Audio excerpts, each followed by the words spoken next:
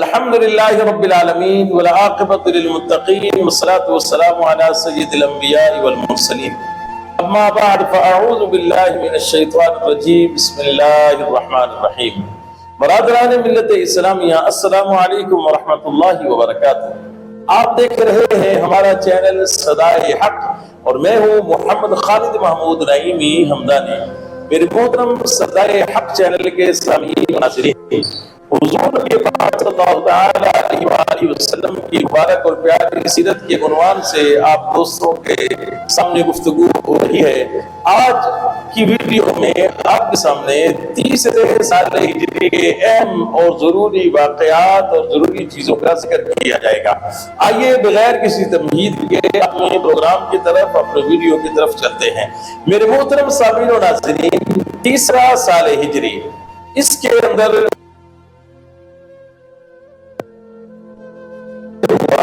کہ حضور نبی پاک صلی اللہ علیہ وآلہ وسلم کی پیاری صاحبزادی حضرت ام کلثوم جو ہے، جن کا نکاح حضرت سیدنا عثمان بن عفان رضی اللہ تعالیٰ عنہ سے کیا گیا تھا، ان کا وصال مبارک ہو گیا۔ ان کے وصال کے بعد حضور نبی کریم صلی اللہ تعالیٰ علیہ وآلہ وسلم نے اپنی دوسری صاحبزادی حضرت ام رقیہ کا نکاح جو ہے وہ حضرت سیدنا عثمان غنی رضی اللہ تعالیٰ عنہ کے ساتھ فرمایا۔ اس وجہ سے، اسی نسبت سے حضرت سیدنا عثمان غنی رضی اللہ تعالیٰ عنہ کو ذو النورین بھی کہا جاتا ہے۔ میرے محترم سامعین و ناظرین، تیسرے سے ہجری کا دوسرا جو اہم واقعہ ہے، جو اہم چیز ہے تیسرے سال ہجری کے حوالے سے، وہ غزوہ احد ہے۔ غزوہ احد ایسا غزوہ ہے کہ جو مشرکین مکہ جو ہے، جب وہ بدر کے میدان میں آئے دوسرے سال ہجری میں، اور بدر کے میدان پر ان کو جو ہے وہ شکست ہوئی، اور ان کے بڑے بڑے جو سردار تھے وہ قتل ہوئے، مارے گئے، واسر جہنم ہو گئے۔ تو اب جب یہ لوگ واپس گئے تو ان کے اندر ایک انتقام کا لاوا ابل رہا تھا، اور یہ چاہتے تھے کہ ہم اپنے جو ہمارے مقتول ہیں، جن کو قتل کیا گیا ہے، جو بڑے بڑے سردار تھے، ان کے قتل کا بدلہ لیا جائے مسلمانوں سے۔ تو اس کے لیے انہوں نے بہت بھرپور تیاری کی، اور 3000 جنگجوؤں پر مشتمل بہت بڑا لشکر لے کر جو ہے یہ مدینے کی طرف روانہ ہوئے۔ حضور نبی کریم صلی اللہ علیہ وآلہ وسلم نے بھی جو ہے ان کے مقابلے کے لیے جو ہے وہ آپ نے ایک لشکر ترتیب دیا۔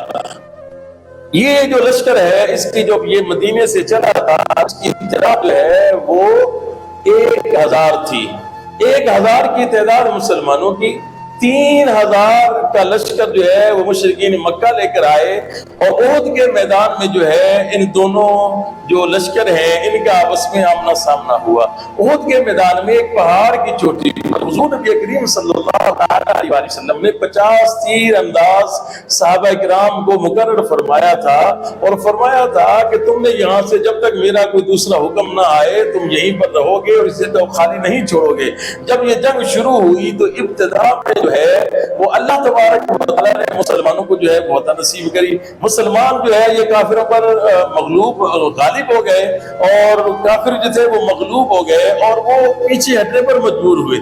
وہ میدان جنگ سے بھاگ رہے تھے۔ مسلمانوں نے سمجھا کہ جنگ ختم ہو گئی، دشمن جو ہے وہ میدان چھوڑ کر بھاگ رہا ہے، تو وہ جو 50 تیر انداز تھے انہوں نے وہ جگہ خالی چھوڑ دی۔ جب وہ جو چوٹی تھی پہاڑ کی وہ جگہ خالی ہوئی تو حضرت خالد بن ولید اس وقت تک مسلمان نہیں ہوئے تھے، انہوں نے اپنے ساتھ اور بہت سارے جو ہے نا کافروں کو لے کر اسی پہاڑ کی چوٹی سے مسلمانوں پر حملہ کر دیا۔ یہ جو حملہ ہے یہ اتنا اچانک تھا کہ جس کی مسلمان توقع بھی نہیں کر رہے تھے۔ جب یہ اچانک اتنا شدید حملہ ہوا، جو مسلمان ہیں ان کے پاؤں اکھڑ گئے، ان کی صفوں کے اندر انتشار پیدا ہو گیا، اور اس کی وجہ سے جو ہے وہ 70 صحابہ کرام جو ہے وہ غزوہ احد کے میدان میں جو ہے وہ شہید ہوئے۔ یہی وہ غزوہ احد ہے کہ جس کے اندر یہ خبر بھی پھیل گئی کہ حضور نبی کریم صلی اللہ علیہ وسلم بھی شہید ہو گئے ہیں۔ یہ ایک ایسی خبر تھی کہ جس نے مسلمانوں کے حوصلوں کو پست کر دیا. مسلمانوں کے اندر بہت زیادہ بے چینی پیدا ہو گئی کہ کیا رسول اللہ صلی اللہ تعالیٰ علیہ وآلہ وسلم بھی شہید ہو گئے ہیں؟ حضور علیہ السلام کو شہید کر دیا گیا ہے. مگر بعد میں پتہ چل گیا کہ آقا کریم صلی اللہ تعالیٰ علیہ وآلہ وسلم سلامت ہیں، لیکن حضور نبی پاک صلی اللہ تعالیٰ علیہ وآلہ وسلم کے چہرہ مبارک پر زخم آئے، پتھر لگا، آپ کے جو دندان مبارک ہیں یہ شہید ہو گئے. تو یہ جو خون نکلا اور خون بہا، تو اس کی وجہ سے یہ خبر مشہور ہو گئی تھی کہ حضور علیہ السلام جو ہے وہ شہید ہو گئے ہیں. اسی غزوہ احد، یہ جو غزوہ احد ہے، اس کے دوران تیسرا واقعہ اس سال تیسرے سال ہجری کا تیسرا اہم واقعہ یہ ہے. اسی احد کے میدان میں حضور نبی کریم صلی اللہ تعالیٰ علیہ وآلہ وسلم سے بڑی محبت کرنے والے اور جن سے حضور بڑی محبت کرتے تھے، جنہیں اسد اللہ اور اسد اللہ رسول کہا جاتا تھا، یعنی اللہ کے شیر اور اللہ کے رسول صلی اللہ تعالیٰ علیہ وآلہ وسلم کے شیر حضرت امیر حمزہ رضی اللہ تعالیٰ عنہ، آپ کو بھی جو ہے اسی غزوہ احد کے جنگ کے دوران جو ہے وہ شہید کیا گیا، اور آپ کا جو لاشا مبارک تھا اس کی بھی بڑی بے حرمتی کی گئی. تو یہ تیسرے سال ہجری کا تیسرا واقعہ. پہلا حضرت عثمان غنی رضی اللہ تعالیٰ عنہ کا نکاح مبارک، پھر غزوہ احد، اور پھر تیسرا واقعہ حضرت سیدنا امیر حمزہ رضی اللہ تعالیٰ عنہ کا شہید ہونا. یہ ایک بہت بڑا سانحہ تھا اور بہت بڑا ایک غمناک ایک لمحہ تھا کہ جب حضور نبی کریم صلی اللہ تعالیٰ علیہ وسلم کی پیاری چچا جن سے حضور محبت کرتے تھے ان کو شہید کیا گیا، اور نہ صرف شہید کیا گیا بلکہ آپ کے لاشا مبارک جو تھا اس کی بھی بے حرمتی کی گئی. اور یہ ایک انتقامی کارروائی تھی، ایک انتقامی ایک معاملہ تھا جس کی وجہ سے حضرت سیدنا امیر حمزہ رضی اللہ تعالیٰ عنہ کو جو ہے وہ شہید کیا گیا. میرے محترم سامعین و ناظرین، چوتھا واقعہ جو غزوہ تیسرے سال ہجری کے اندر ہوا، یہ بھی غزوہ احد کے ساتھ جڑا ہوا ہے کہ جب حضور نبی کریم صلی اللہ تعالیٰ علیہ وسلم 1000 فوجیوں کا 1000 لوگوں کا لشکر جو ہے لے کر مدینے سے نکلے تھے، تو راستے کے درمیان میں ہی عبداللہ بن ابی، یہ جو مشرکین مدینہ کا سردار تھا، یہ اپنے ساتھ 300 منافقین کو لے کر جو ہے یہ سفروں سے نکل گیا، اور یہ 300 بندوں کو لے کر جو ہے واپس مدینے چلا گیا، اور اس نے کہا کہ ہم جو ہے آپ لوگوں کے ساتھ جنگ نہیں کریں گے، ہم آپ لوگوں کے شانہ بشانہ جو ہے مشرکین مکہ کے ساتھ نہیں لڑیں گے. آپ ذرا ایک لمحے کے لیے سوچیں میرے محترم سامعین و ناظرین، اگر 300 بندہ اچانک جو ہے وہ صفوں سے نکل جائے اور وہ میدان چھوڑ کر چلا جائے، تو پیچھے جو بچ جانے والے ہیں ان کا مورال کتنا ڈاؤن ہوگا، ان کے حوصلے کتنے پست ہوں گے.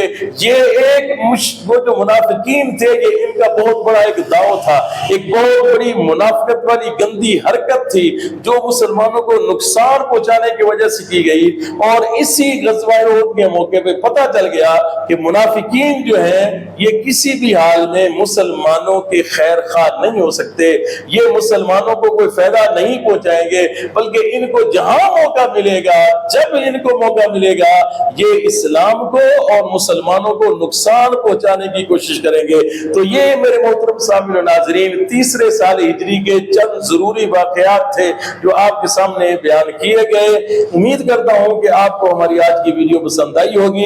انشاءاللہ اگلی ویڈیو چوتھے سال ہجری کے اہم واقعات کے ساتھ انشاءاللہ جلد آپ کی خدمت میں حاضر ہوں گے. پروگرام یہ ویڈیو اچھی لگی ہو تو اپنے ساتھیوں کے ساتھ شیئر ضرور کیجیے گا. فی امان اللہ. السلام علیکم ورحمۃ اللہ وبرکاتہ.